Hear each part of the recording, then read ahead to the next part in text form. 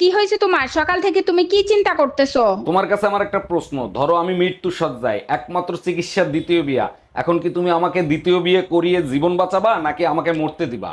আমি আল্লাহর কাছে একটাই প্রার্থনা করব, হে আল্লাহ, আমার স্বামীকে তুমি জাহান্নামেও জায়গা দিবা না। হ্যালো।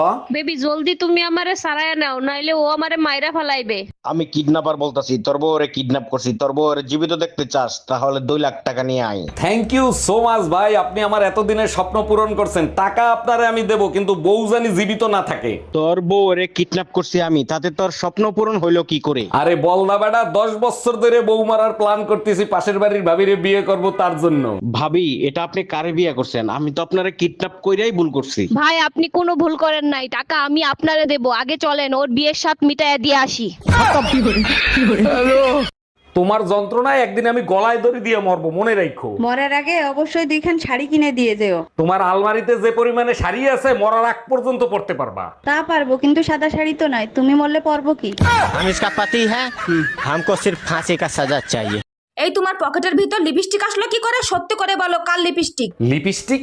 আরে শাওন ভাই বলছিল তোমার ঠোঁট নাকি কালো হয়ে গেছে, তাই তোমার জন্য লিপস্টিক কিনছিলাম। 1 মিনিট, এটা তো ব্যবহার করা লিপস্টিক আর অনেক দামি লিপস্টিক। সত্যি করে বলো, এই লিপস্টিক কার? তোমার ঠোঁট তো দামি, তাই দামি ঠোঁটের জন্য দামি লিপস্টিক কিনছি, আর আমি নিজে ব্যবহার করে আনছি। ওরে আমার লক্ষ্মী সোনা, তুমি আমার এত কেয়ার করো। ঠাকুরপো, কি বলো? আমি বাচ্চার মা হতে চলেছি।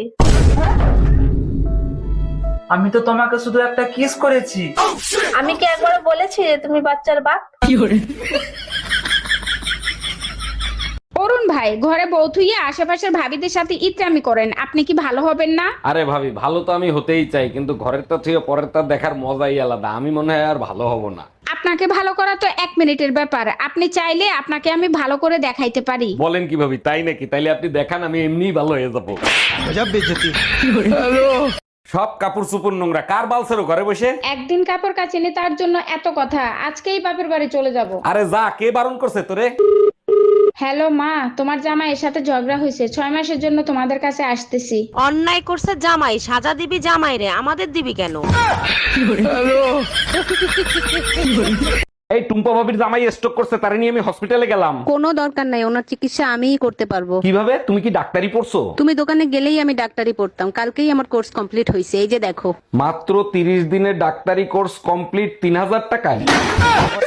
ভালো আছেন ভাবি? অনেক বছর পর দেখা। আপনার একটা ছেলে ছিল না? আরে ভাই, আমার 3 ছেলে 2 মেয়ে। কিন্তু ভাই মারা গেছে 10 বছর আগে, তখন তো একটা ছেলেই ছিল, বাকিগুলো আসলো কোত্থেকে? দেখেন, আপনার ভাই মারা গেছে, আমি মারা যাই নাই। এই শুনো, আজকে ইলিশ পোলাও করব না কাচ্চি বিরিয়ানি করব, কোনটা খাবা বলো? গরমের ভিতর বিরিয়ানি খেয়ে সহ্য করতে পারবো না, তুমি এক কাজ করো, ইলিশ পোলাও রান্না করো। গরমের ভিতর তিতা খাওয়া ভালো, তাই করলা দিয়ে ডাল রান্না করছি। তিতা ডাইলে যদি রান্না করে থাকো, তাহলে আমারে জিজ্ঞেস করতেছো কেন? মা বলছে স্বামীর কাছে শুনতে, করতে বলে নাই। অরুণ ভাই, কি হয়েছে আপনার? বউর সাথে রোমান্টিক অবস্থায় ছিলাম, যার বউ সে দেখকে ফেলাইছে। আহারে, মায়ের কি বেশি দিছে? সে মারছে ঠিক আছে, বউর কাছে নালিশ করছে, বউ আবার জাটা দিয়ে পিটাইছে। আপনার কপাল ভালো, ভাবির জায়গায় আমি হলে গোড়া দিয়ে কাটতে দিতাম।